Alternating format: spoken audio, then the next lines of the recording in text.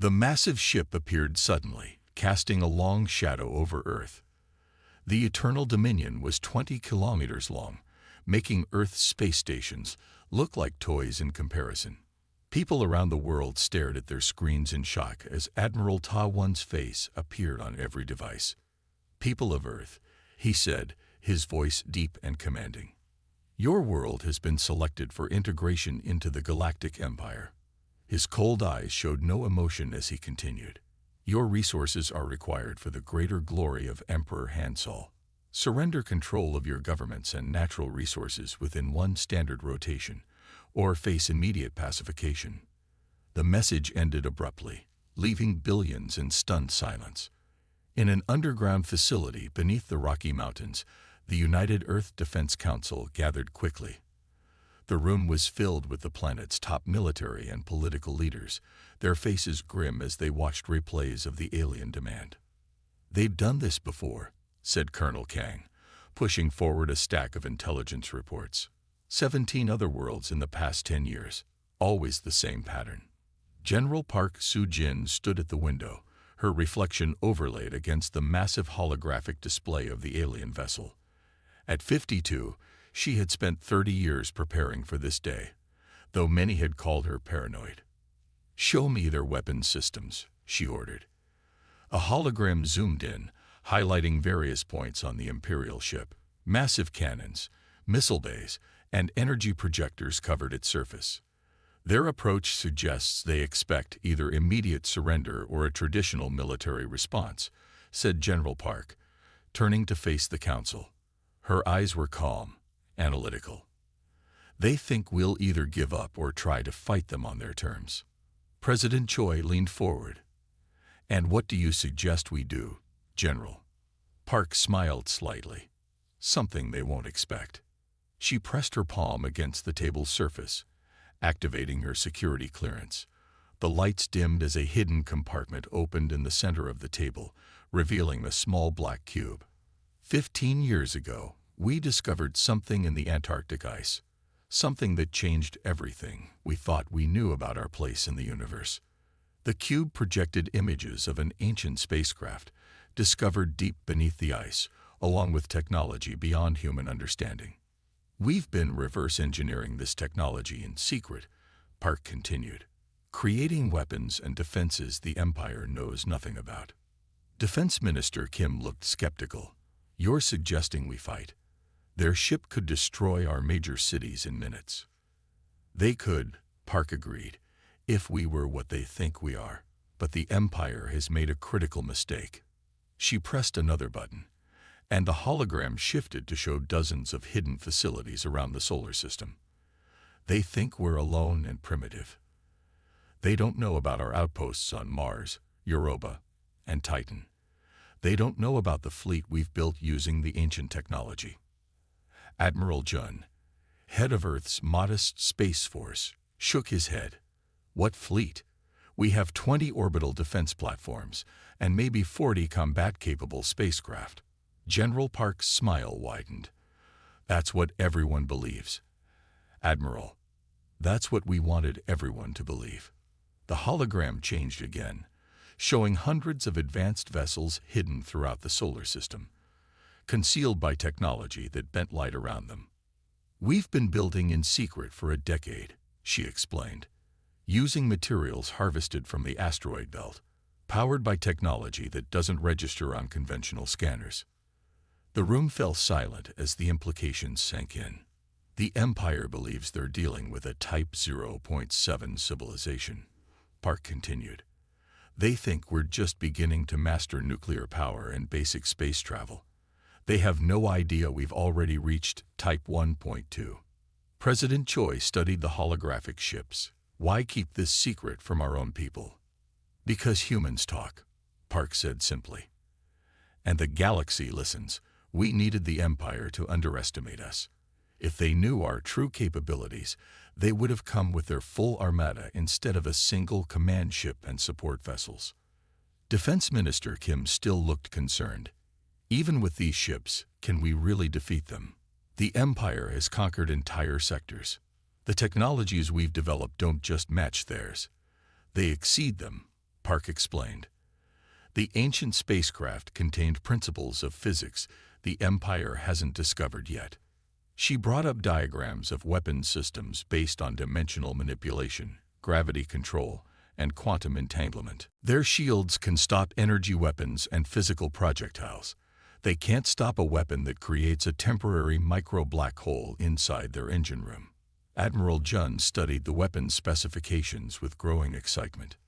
These are tested. They work. We've been conducting trials in the Kuiper Belt for years, Park confirmed. Far enough from Earth or Mars that the Empire's long-range sensors wouldn't detect us. The council members exchanged looks of cautious hope. "What do you propose, General?" asked the president. "A message," Park replied. "We tell them to leave or face destruction. When they laugh at us, and they will laugh, we show them exactly what humanity is capable of." "And if we win?" asked Foreign Secretary Lee. "What then?" "Then we help the 17 worlds they've already conquered," Park said firmly. "We build an alliance based on mutual protection rather than exploitation. We ensure no species ever faces what these worlds have endured." President Choi stood, looking at each council member in turn. "This decision affects all of humanity. I need consensus." One by one, the council members nodded their agreement. "Very well," the president said. "General Park, prepare your response to the Empire. And may whatever gods exist in this universe have mercy on them if they choose to fight." As the meeting adjourned, General Park remained at the window, watching the hologram of the Imperial flagship. In 12 hours, that magnificent vessel would either be retreating from Earth or reduced to scattered atoms. Either way, after today, the galaxy would never underestimate humanity again. She touched her communication device. "Activate all Phoenix protocol teams. It's time to show the Empire what they've awakened." Dr. Kim Ji-ho walked through the secret underground facility, his footsteps echoing on the polished floor. At 63 years old, he had dedicated his life to the Phoenix protocol. Today would prove if that dedication had been worthwhile. "Status report," he requested, entering the main control center buried 2 kilometers beneath what the public thought was just a weather research station. "All systems are ready, Doctor," replied his assistant, Dr. Yoon. She gestured to the wall of screens showing various facilities throughout the solar system. "Mars Base Prime reports all ships powered and crews ready. Europa Station confirms the Lazarus array is at 98% charge." Dr. Kim nodded, his face showing little emotion despite the enormity of what was happening. The truth about humanity's technological advancement was known to fewer than 5,000 people across Earth. Everyone else believed the public story, that humans were still struggling with basic fusion power and short-range space travel. The truth was far different. In 2087, a team of physicists working in an abandoned mine in Finland had accidentally opened a tiny tear in reality while testing a new particle accelerator. What they found on the other side changed everything. The quantum realm wasn't just theory. It was an accessible dimension with its own physics, its own rules. Rules that could be applied to our world with staggering results. "Show me the fleet," Dr. Kim requested. Dr. Yoon entered a command, and the main screen displayed the vast hidden shipyard beneath the surface of Mars. 300 vessels of various sizes waited in underground docks, their hulls made of materials that absorbed rather than reflected scanning waves. The largest was barely a kilometer long, small compared to the Empire's massive ships, but size was deceptive. "Dimensional displacement drives are functioning at optimal levels," reported Dr. Yoon, reading from her tablet. "Phase shift capabilities tested and ready. Quantum torpedoes armed." Dr. Kim remembered the early days, when they'd first understood what they had discovered. The Finnish team had brought in theoretical physicists from around the world, sworn to secrecy. When the first practical applications became clear, world governments had been quietly informed. For once in human history, nations had agreed on something. This knowledge had to be protected and developed in absolute secrecy. "The council is assembling now," Dr. Yoon informed him. "They're expecting your briefing in 10 minutes. Dr. Kim straightened his simple gray uniform. "Have the data packets ready. They'll need to understand our full capabilities before deciding how to respond to the Empire. As they walked to the council chamber, they passed dozens of scientists and engineers, all working calmly despite the alien ship hanging above Earth. These people had been preparing for this day for decades. "Do you think the Empire has any idea?" asked Dr. Yun quietly. Dr. Kim shook his head. "Their reconnaissance has always been conventional. They observe our public infrastructure, our visible technology. They see what we want them to see." The council chamber was already full when they arrived. President Lee Hae-jin sat at the head of the table, her face showing the strain of the past few hours. Around her sat the Defense Council, 12 men and women representing Earth's combined military and scientific leadership. "Dr. Kim," the president acknowledged, "please help us understand exactly what we're capable of." Dr. Kim connected his tablet to the room's projection system. "The Empire believes we are a Type 0.7 civilization on the Kardashev scale. This means they think we can only harness a fraction of our planet's energy and have minimal spacefaring capability." Images appeared showing the Empire's scanning patterns over the past decade. "What they don't know is that we achieved Type 1.2 status in 2115. We can harness all of Earth's energy, plus significant energy from our Sun." He brought up schematics of the hidden power collectors orbiting between Mercury and the Sun, perfectly positioned to remain in the Sun's glare from the perspective of deep space observers. "Our fleet consists of 300 ships with crews of 20 to 50 personnel each. Small, but extremely powerful, the ships use dimensional displacement drives." "In simple terms," asked General Kang, "they can partially exist in another dimension," explained Dr. Kim. "This means conventional weapons pass through them, while they remain solid enough to fire their own weapons." The display showed a simulation of Imperial weapons firing at Earth ships, the energy passing harmlessly through them. "And our weapons?"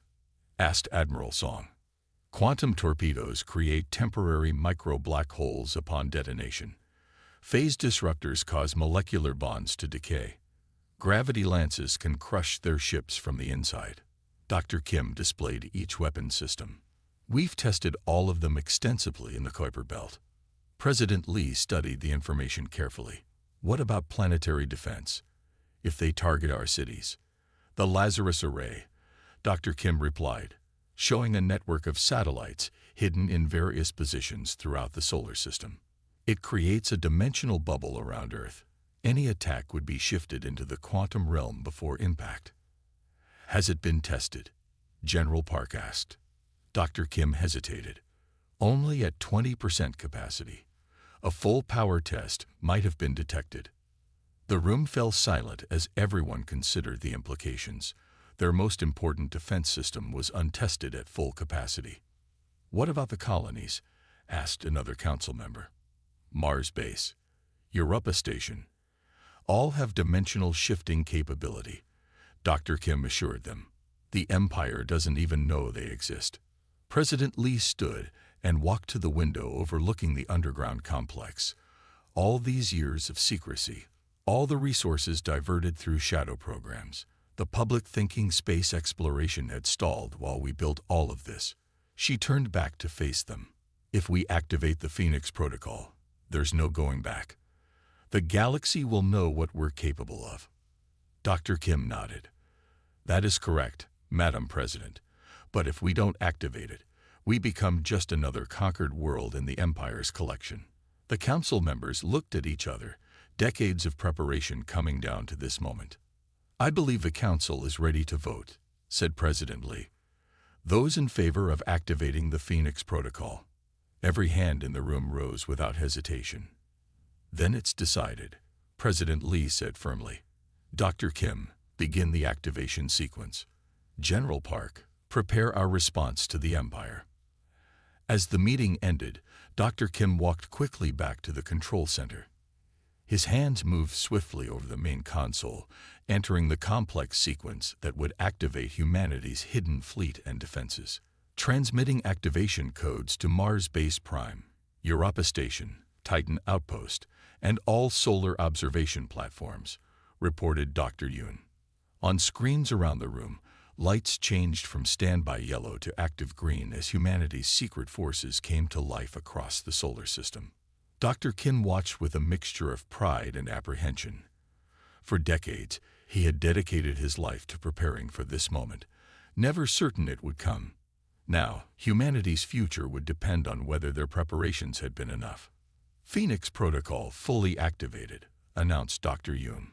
All forces reporting ready. Dr. Kim nodded, a rare smile crossing his face. Then it's time to show the Empire what humanity is truly capable of. Admiral Taiwan stood on the command deck of the Eternal Dominion, watching Earth rotate slowly beneath his ship. The blue planet looked peaceful, primitive, and ripe for conquest. His 4 arms were folded behind his back in a traditional pose of imperial superiority. "Admiral, we're receiving a transmission from the planet's surface," announced Communications Officer Minho. "They request to deliver their response to our ultimatum." Taiwan smiled, revealing rows of sharp teeth. After conquering 17 worlds, he knew exactly how this would play out. The humans would beg for more time, offer partial compliance, or propose some meaningless compromise. "Put them through," he ordered, straightening his ornate uniform. It was important to look impressive when accepting a surrender. The main view screen flickered to life, showing a single human female in a simple green military uniform. No decorations, no elaborate backdrop, just a plain wall behind her. Taiwan was immediately puzzled. Where were the world leaders? The tearful diplomats? This was not how conquered species typically responded. The woman spoke without introduction or pleasantries. "The people of Earth have considered your demand and would like to issue a counterproposal. Withdraw your forces immediately and never return. You have 6 hours to comply." For a moment, the bridge fell completely silent. Then laughter erupted from the Imperial officers. Taiwan himself couldn't contain his amusement, his mandibles clicking rapidly, the equivalent of a human chuckle. "I don't believe I caught your name or title," he said once the laughter died down. "General Park Soo-jin, United Earth Defense Forces." Taiwan leaned forward, studying the human more carefully. Her face showed no fear, no uncertainty, just calm determination. It was unsettling. "General Park," he said, infusing his voice with condescension, "perhaps you don't understand your situation. My ship alone could reduce your major cities to ash within minutes. The fleet behind me could sterilize your entire planet's surface in less than a day. We understand perfectly, Admiral. Then with what weapons do you plan to enforce this warning?" Taiwan spread his 4 arms wide, gesturing to the vastness of space around his fleet. General Park's expression remained completely neutral. "That's the interesting part, Admiral. You won't see them coming." She checked her watch. 6 hours. The countdown has begun. The transmission cut abruptly, leaving the view screen showing Earth once again. "Scan their planet again," Taiwan ordered, a slight feeling of unease creeping up his spine. "Full spectrum analysis." Science Officer Ju-1 bent over his console, fingers dancing across the controls. "Scans show exactly what we found before, Admiral. Rudimentary satellite network, primarily for communication and weather monitoring. Some basic orbital platforms, likely for scientific research. 18 small spacecraft with nuclear propulsion systems, nothing that could approach our velocity or firepower." "What about hidden bases? Underground facilities?" "We detect approximately 40 military installations buried beneath the surface, Admiral, but none with energy signatures suggesting advanced technology. Their most powerful weapons appear to be fusion-based explosives with primitive delivery systems." Lieutenant Sunwoo, the tactical officer, laughed openly. "They're bluffing, Admiral. It's a desperate attempt to buy time." Taiwan walked slowly around the command pit, considering the situation. In his 60 years of military service, he had overseen the conquest of 7 worlds personally. Each time, the pattern was similar: desperate pleas, futile resistance, then surrender.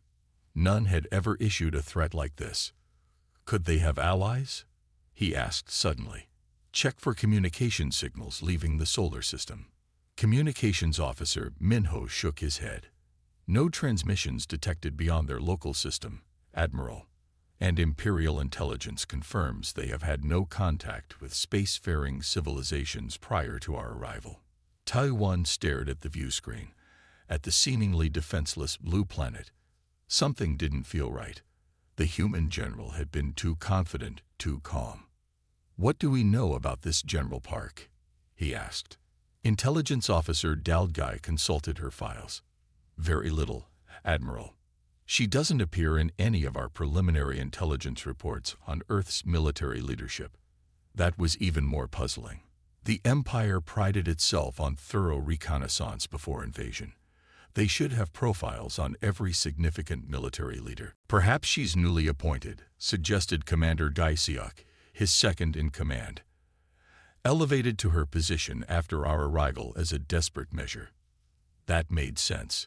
Faced with an overwhelming threat, the humans had probably promoted someone, anyone, to handle the crisis.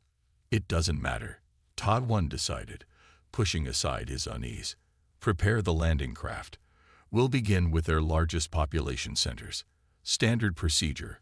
Target military installations first, then government buildings, then infrastructure. Yes, Admiral, responded multiple officers. And what about their ultimatum? Asked Commander Gaisiok quietly. Taiwan waved one of his four hands dismissively. Let them count down their 6 hours. It will give us time to prepare properly. As his crew rushed to prepare for the invasion, Taiwan returned to the viewing platform. Something about the human general's confidence still bothered him. He had conquered enough worlds to recognize fear, even when hidden behind bravado. The general had shown no fear at all. Admiral, called Science Officer Ju-1, I've been analyzing their known weapons capabilities. Even if they deployed every nuclear device in their arsenal, they couldn't damage our fleet significantly. Our shields would absorb the impacts easily. And their conventional forces. Primitive aircraft, ground vehicles with basic projectile weapons. Nothing that could harm even our smallest scout ships. Taiwan nodded, feeling somewhat reassured. Still, as a precaution, he ordered, move the support vessels back to the outer orbit of their moon. Keep only the Eternal Dominion and 2 escort ships in direct Earth orbit. Commander Gaisiok looked surprised.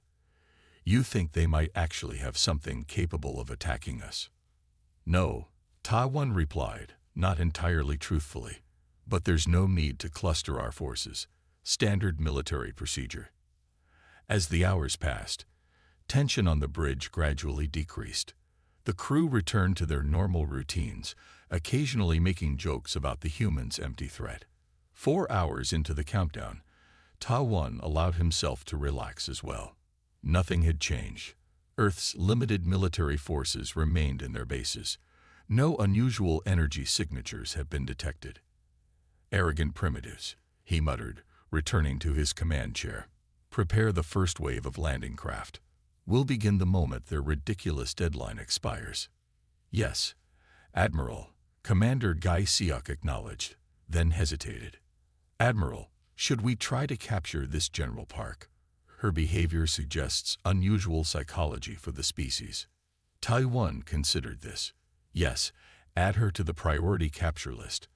I'm curious what made her think she could threaten the Empire. As preparations for the invasion continued, Admiral Taiwan watched Earth's rotation bring night to the continent where General Park had transmitted from. Soon darkness would fall over that region, and shortly after, Imperial landing craft would descend through those same skies. By morning, the humans would understand the futility of resistance. By the end of their week, their world would be fully under Imperial control. And this strange, confident general would learn what happened to those who defied the Empire. What Taiwan didn't know, what his advanced sensors couldn't detect, was that throughout the solar system, humanity's hidden forces were moving into position, preparing to teach the Empire a lesson it would never forget.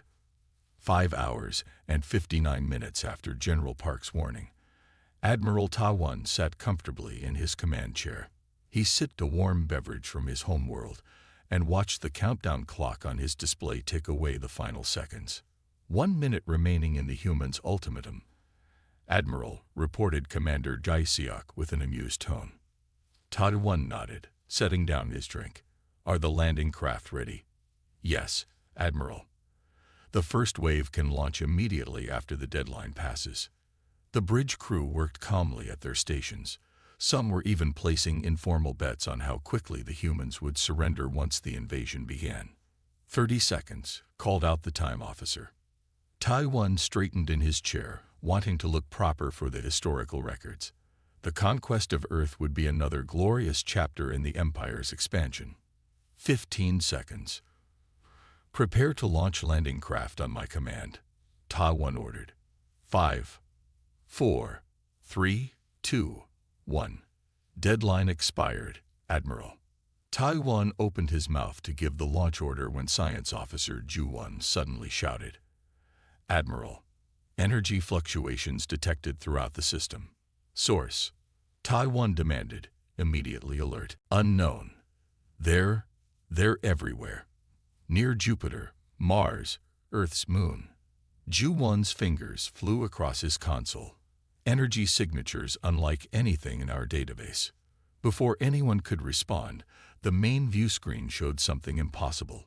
Space itself seemed to ripple and tear. Where there had been empty vacuum seconds before, ships now appeared.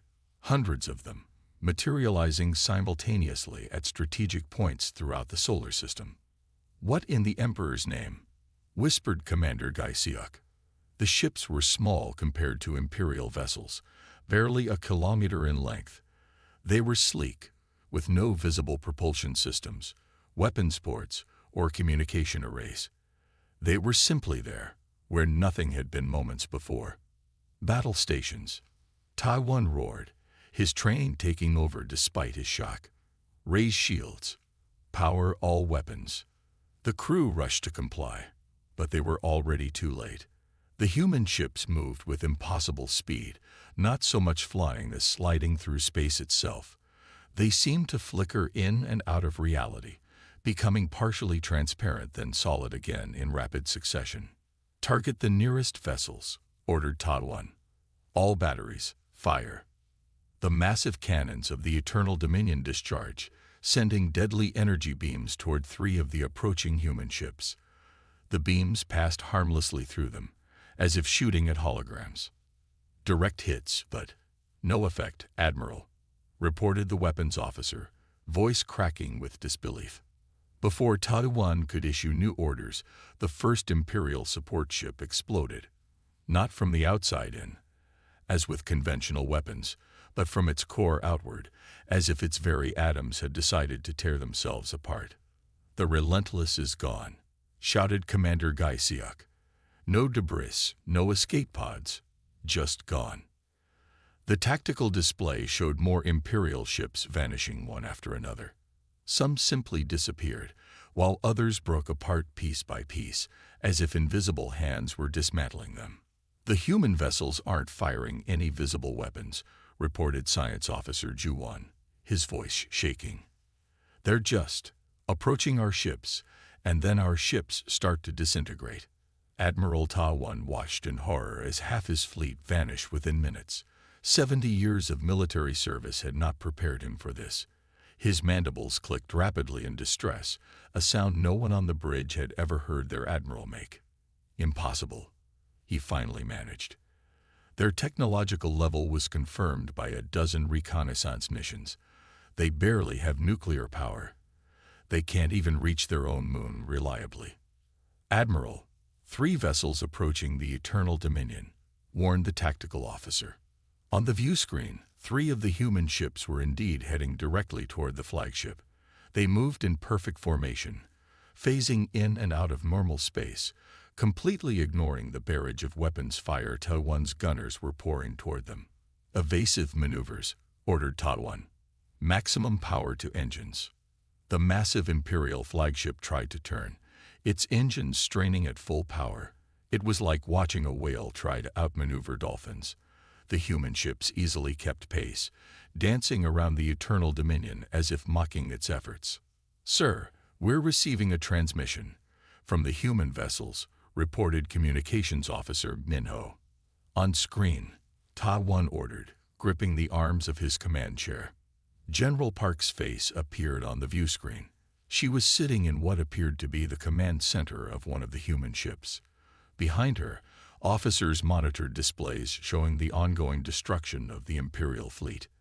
"Admiral Ta-1," she said calmly, "your 6 hours have expired. As you can see, my warning was not empty." Ta-1 struggled to maintain his composure. "What is this? What technology are you using?" "Something your Empire has never encountered," Park replied. "We call it dimensional phase shifting. Your weapons can't touch us when we're partially shifted to another dimension, but our weapons can still reach you." On the smaller screens around the bridge, more Imperial ships continued to vanish or break apart. The crew watched in stunned silence as their invincible armada was systematically dismantled. "We've been monitoring your Empire for decades," continued General Park. "We know about the 17 worlds you've conquered. We know about the slave labor camps. We know everything, Admiral." "That's not possible," insisted Ta-1. "Our scouts would have detected your observation ships." General Park smiled slightly. "Not if they were phase-shifted. Your scouts have flown right through our observation vessels without even knowing they were there." Meanwhile, on the command deck of the EDS Nemesis, General Park continued the conversation while monitoring the battle displays. Around her, Earth officers coordinated the attacks with calm efficiency born of years of training. "Admiral, you have one chance to survive," Park said. "Power down your weapons, recall any landing craft, and prepare to receive boarding parties. If you resist, your flagship will suffer the same fate as the rest of your fleet." To emphasize her point, she nodded to a weapons officer. On a nearby display, an Imperial cruiser suddenly imploded, crushed by forces that bent its hull inward from all sides simultaneously. The Empire relied on their extensive database, Park explained to her bridge crew as they waited for Ta-1's response. "They never considered we might be hiding our true capabilities. That was their fatal mistake." The battle, if it could even be called that, continued for just minutes. It wasn't a fight. It was a demonstration. The remaining Imperial ships tried everything, firing all weapons, deploying fighter craft, attempting to jump to faster-than-light travel. Nothing worked against the phase-shifted human vessels. In his command chair, Admiral Ta-1 watched his mighty fleet being reduced to nothing. Years of conquest and glory ended in less than 15 minutes by a species he had dismissed as primitive. "Admiral," whispered Commander Guy Siak, "we have no choice. We must surrender." Ta-1 closed his eyes briefly, feeling the weight of history. He would forever be known as the admiral who suffered the Empire's first major defeat in over a century. "Power down all weapons," he finally ordered, his voice hollow. "Recall all landing craft. Prepare to be boarded." As the human ships closed in on the defeated flagship, General Park allowed herself a small smile of satisfaction. Humanity had remained hidden for decades, building their strength while appearing weak. Today, that strategy had paid off perfectly. The age of human submission to alien powers was over before it had even begun. Now it was time to show the galaxy what Earth was truly capable of. The Imperial bridge fell silent as strange light filled the room. General Park and 12 Earth Marines appeared from thin air, their bodies solidifying as they fully emerged from dimensional space. The Marines wore simple black armor that seemed to absorb light rather than reflect it. They carried no visible weapons, yet the Imperial officers froze in fear. Admiral Ta-1 stood from his command chair, trying to maintain his dignity. His 4 arms hung limply at his sides, no longer projecting Imperial authority. General Park walked calmly toward him, her boots making soft sounds on the polished floor. Outside the viewport, the Eternal Dominion's escort ships were either gone or floating dead in space. The mighty flagship itself had lost power to everything except life support and artificial gravity. "The battle is over, Admiral," Park said, her voice echoing in the silent bridge. 27 minutes from first engagement to your surrender. Not the glorious conquest your emperor expected. Taiwan's mandibles twitched nervously. Up close, the human general looked even more ordinary. Average height, simple uniform, no decorations or medals, yet she had just destroyed most of his fleet with ease. "You use technology we've never seen before," he said, his voice quieter than usual. "How is this possible?" "Our intelligence reports were exactly what we wanted them to see," Park finished for him. "We've been monitoring your empire for decades, Admiral Tawan. We know about the 17 species you've conquered. We know about the slave worlds and resource extraction. We know about the biological experiments on captured populations." The Admiral's exoskeleton shuddered visibly, a sign of extreme fear in his species. "What are you planning to do with us?" "With me." Around the bridge, his officers watched with wide eyes. Some had served the Empire for decades, never imagining they would face defeat. General Park gestured to her Marines, who began setting up small devices around the bridge. "Earth is declaring the formation of the Sol Protectorate. We will liberate every world the Empire has conquered and establish a defensive alliance. Your Emperor will receive our full demands within the day." "You can't possibly think you can challenge the entire Empire," Taiwan said, finding some of his courage. "This was just one fleet. The Emperor will send thousands of ships to crush your world." Park smiled slightly. "Those ships will face the same fate as yours, Admiral. But more importantly, we're not just planning to fight your empire." She touched a control on her wrist, and a holographic map appeared between them. It showed the entire galaxy, with Imperial territories highlighted in red. "We've already sent ships to each of the 17 conquered worlds. As we speak, my colleagues are meeting with resistance leaders, providing them with defensive technology, and helping them overthrow Imperial control." Taiwan sank back into his chair. "Impossible. The coordination required. The resources. We've been preparing for this for a long time," Park explained. "Earth could have revealed itself years ago, but we waited. We watched. We learned everything about your empire's weaknesses." Beyond the viewport, more Earth ships appeared, surrounding the captured flagship. These vessels were larger than the attack ships, clearly designed for transportation rather than combat. "Your crew will be returned to your homeworld unharmed," Park continued. "You, Admiral, will deliver our message to your Emperor personally." "And what message is that?" Taiwan asked, his voice barely audible. "The age of Imperial conquest is over.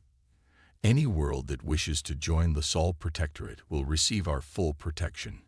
Any attempt to attack or conquer others will be met with the same response your fleet received today." One of the Marines approached Park, speaking quietly. "General, resistance forces on Nexus Prime have already overthrown the Imperial governor. They're requesting additional support to secure the planet." Park nodded. "Send the 7th Fleet to assist." She turned back to the Admiral. "It seems your control was not as strong as you believed." 3 days later, the Imperial capital world of Karish was in chaos. News of the devastating defeat had spread quickly, despite efforts to control information.